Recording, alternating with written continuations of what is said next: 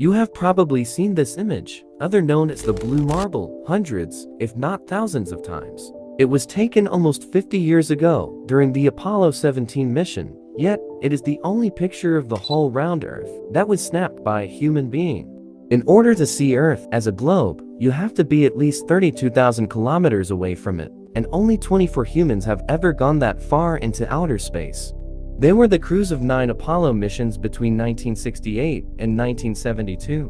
But only 3 astronauts saw Earth as a perfectly round globe, since you have to be in a perfect position between Earth and the Sun. Other men saw our planet partly in shadow. And if after seeing this iconic round picture, you still think that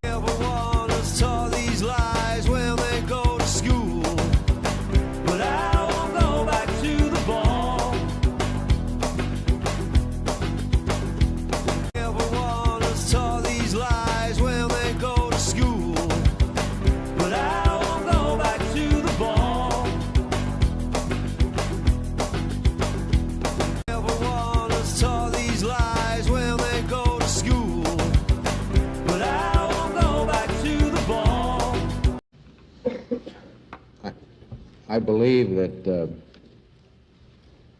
what this country set out to do was something that was going to be done sooner or later, whether we set a specific goal or not. I believe that from the early space flights, we demonstrated a potential to carry out this type of a mission. And again, it was a question of time until this would be accomplished. So look me in the eyes, tell me what you see. Perfect paradise, tearing at the seams. I wish I could escape, I don't wanna fake it. Wish I could erase it, make you hard believe, but I'm a bad liar.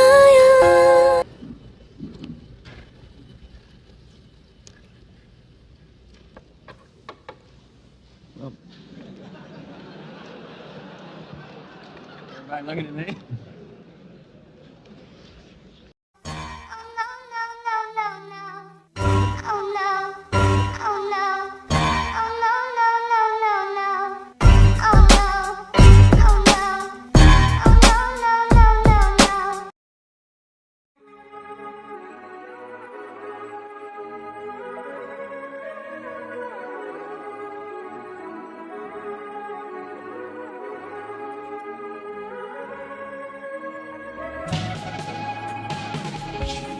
If I could turn the page in time, then I'd rearrange yesterday or two.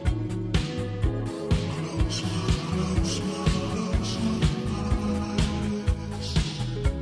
But I couldn't find a way, so I'll settle for one day to believe in you. Tell me lies. Tell me lies, tell me sweet little lies. Tell me lies, tell me lies. Oh no, no, you can't disguise. You can't disguise. Tell me lies, tell me sweet little lies.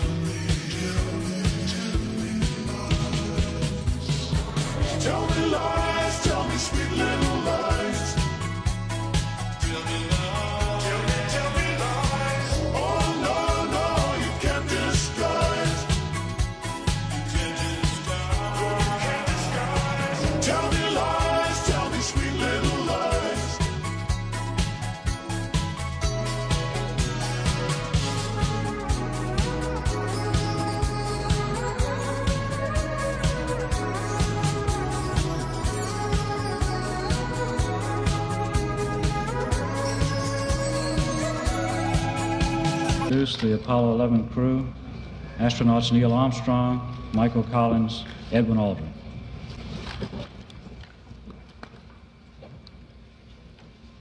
It was our pleasure to have participated in one great adventure. It's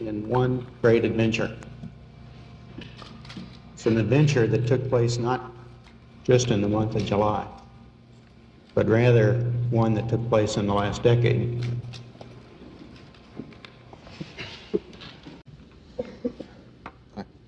I believe that what this country set out to do was something that was going to be done sooner or later, whether we set a specific goal or not. I believe that from the early space flights, we demonstrated a potential to carry out this type of a mission. And again, it was a question of time until this would be accomplished.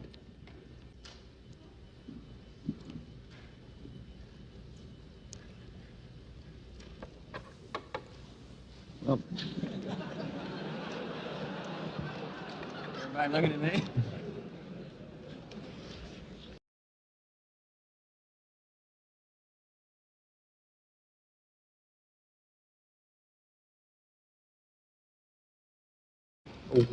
We all here and the people listening in today had the opportunity to share that adventure over its developing and unfolding in the past months and years.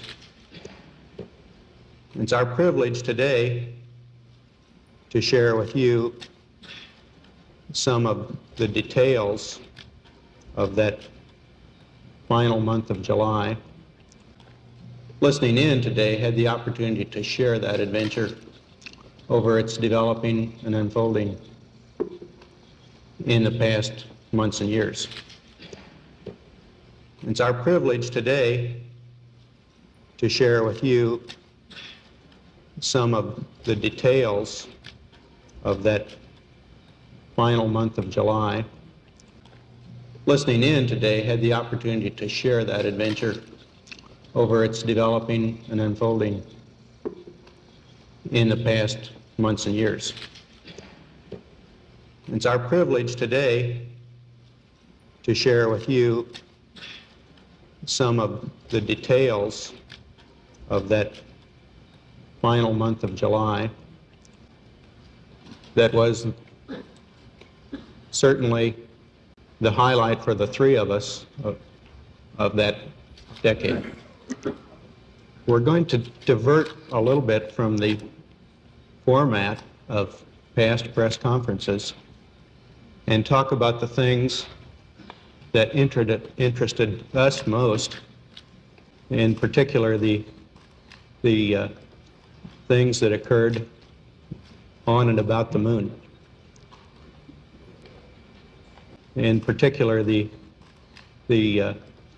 things that occurred on and about the moon. In particular, the things that occurred on and about the moon.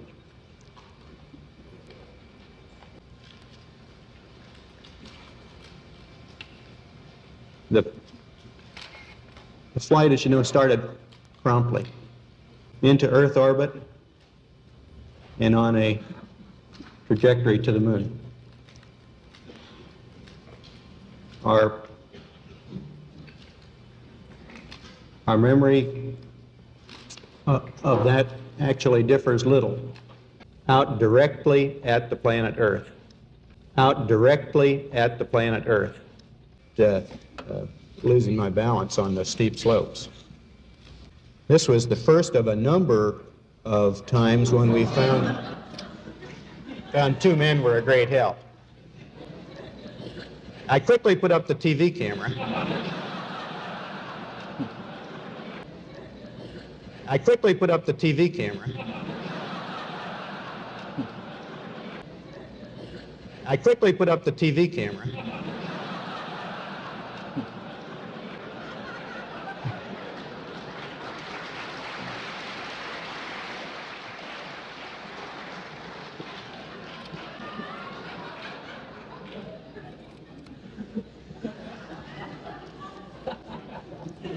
and then more leisurely, Buzz and I joined together to erect the American flag. We found on a number of occasions that we were able to help each other in many ways on the surface. You probably recall the times that I got my foot caught in the television cable, that I got my foot caught in the television cable, that I got my foot caught in the television cable, and Buzz was able to help me extract it without falling down.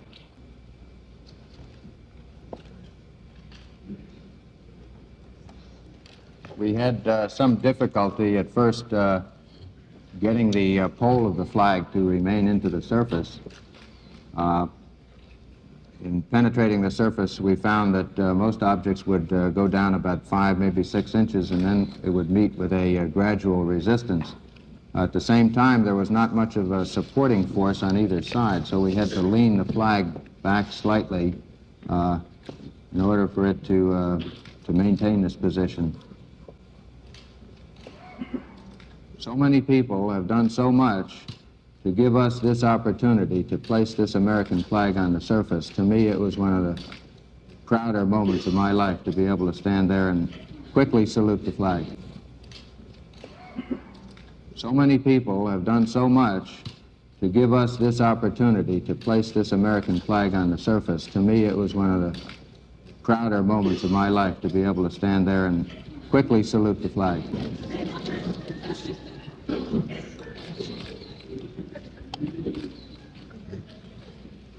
In the motion picture footage, We also elected as a crew to deposit a symbol which was representative of our patch. That is the U.S. Eagle carrying the olive branch. That is the U.S. Eagle carrying the olive branch to the lunar surface. Increases your ability to notice the effects of the strange lighting, increases your ability to notice the effects of the strange lighting, increases your ability to notice the effects of the strange lighting that Buzz talked about earlier, where the cross-sun lighting is a good bit darker than the down sun.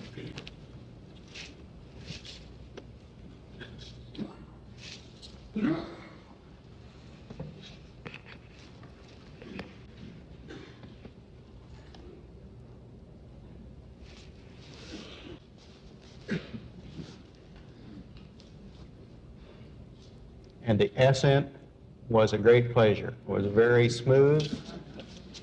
We were very, very pleased to have that engine light up.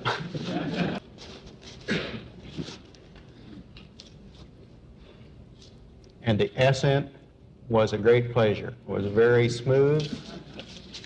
We were very, very pleased to have that engine light up.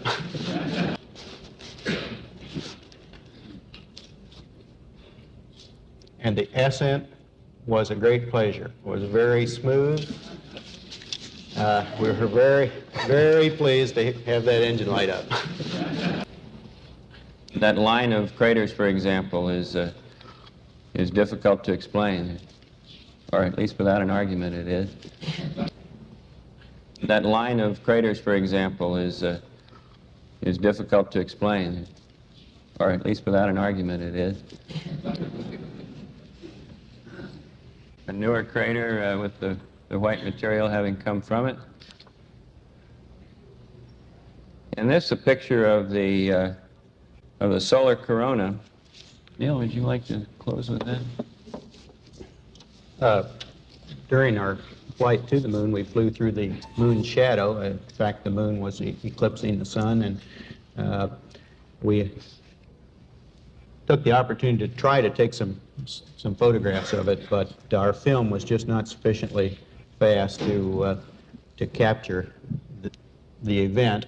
Striking thing to us as observers was not the solar corona, but the moon itself. Of course, it was dark, unilluminated by the sun, but it was illuminated by the Earth.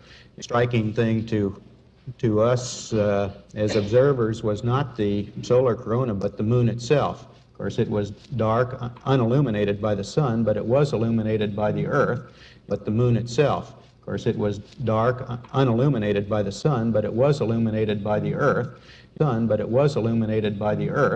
And at this relatively close range, it had a decided three-dimensional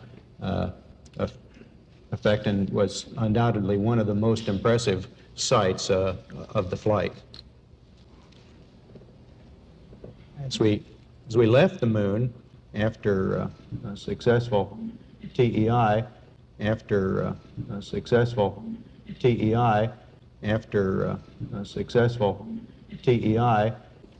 we were sorry to see the moon go, but we were certainly glad to see the Earth return.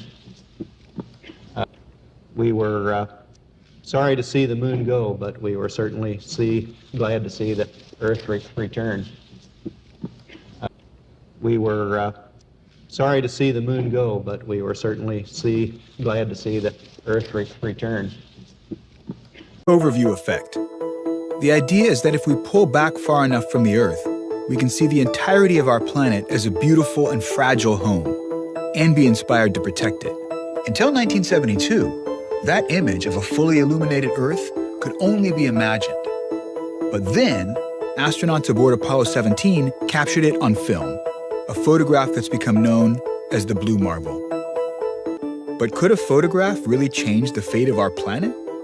The Blue Marble is one of the world's best-known images, but the story of how it was taken and what it did and did not achieve might surprise you. In the 1960s, Americans began to wake up to the damage being done to the planet. Air and water pollution, sprawling development, devastating oil spills, and the threat of extinction. But what would inspire people to take action? One idea came from within San Francisco's counterculture movement, from a leading thinker named Stewart Brand. Stewart Brand was one of the most important environmentalists of that period. In 1966, February, he dropped 100 micrograms of LSD on his tongue, went up to his rooftop in North Beach in San Francisco to take in the view. And he claimed he could see the curvature of the Earth.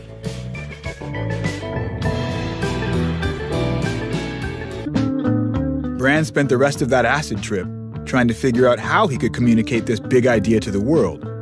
His conclusion? We needed a photograph of the full Earth.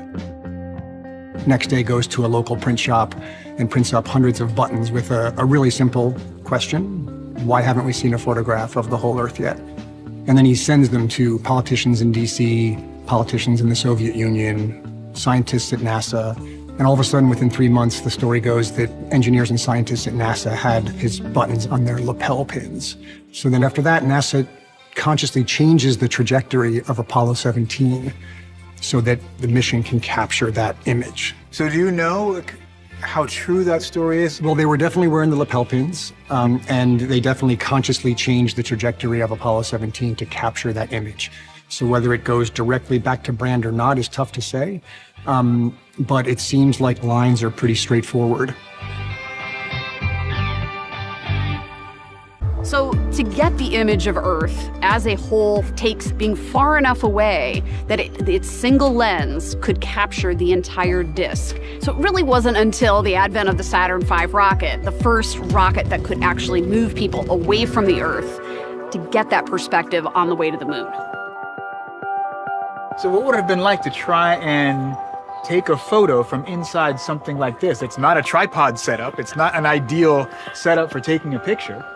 Well, it's constantly moving through space at about 24,000 miles per hour towards the moon. If you want to capture a photo of the Earth, your windows have to be pointed in the right direction. And so when the vehicle was in a particular position, it could point the camera out, observe, take photographs, and make that moment happen. To get a spacecraft into position for astronauts to take the full Earth image that Brand envisioned meant positioning the command module precisely between the Earth and the Sun. NASA finally scheduled that trajectory in 1972.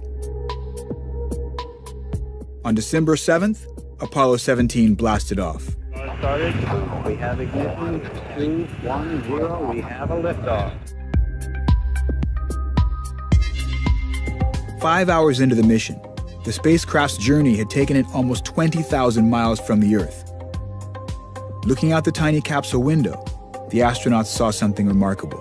I'll tell you, if there ever was a fragile appearing piece of blue in space, it's the Earth right now. They picked up their camera, a 70mm Hasselblad like this one, and started shooting.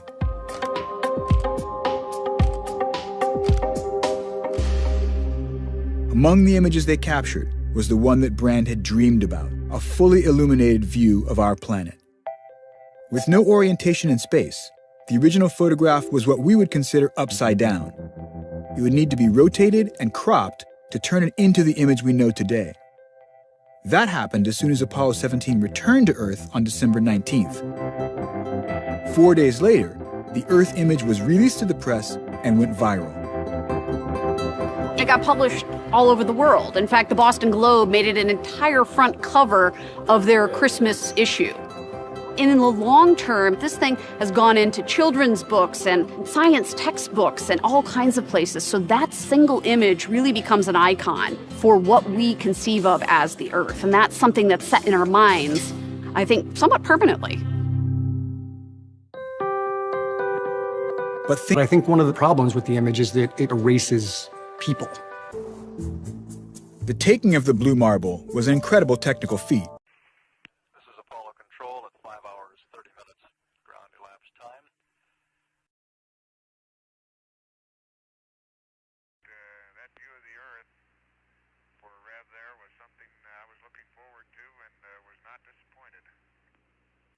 That's great, Jack. Could you give us our distance from the Earth, please? 18,100, Fido says. Okay, and I suppose we're seeing as 100% full Earth as we'll ever see. Certainly as I've ever seen. It's these kind of views that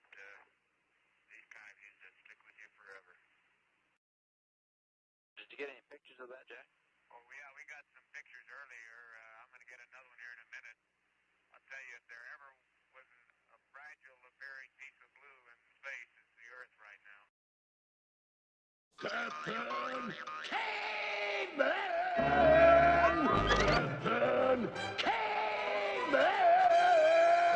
Everyone has taught these lies when they go to school, but I won't go back to the ball.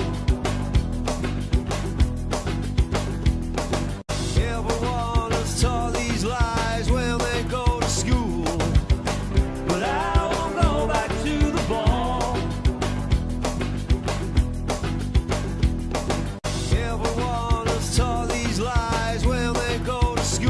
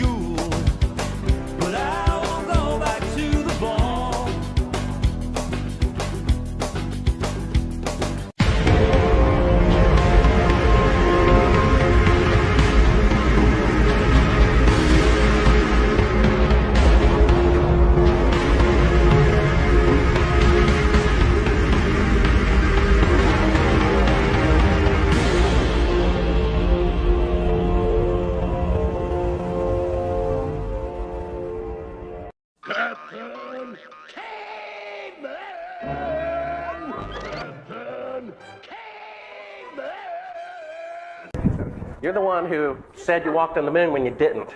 Calling the kettle black, if I ever thought of it. Saying I misrepresented myself. Away from me. You're a coward and a liar and a thief.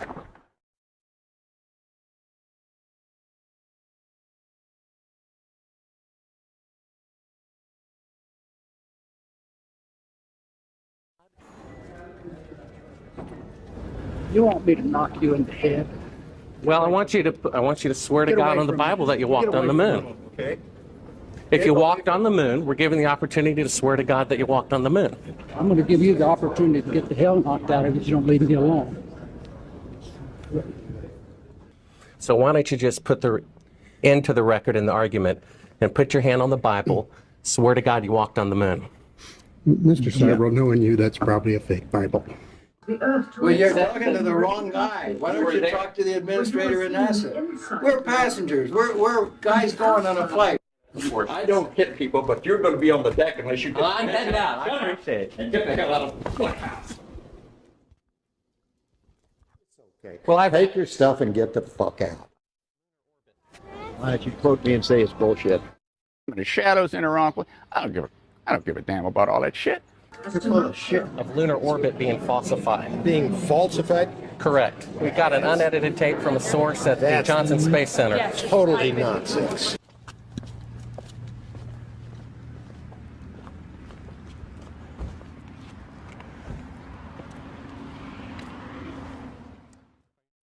Mr. Cybro, you do not deserve answers. If you show this publicly, you're open for a lawsuit. Okay?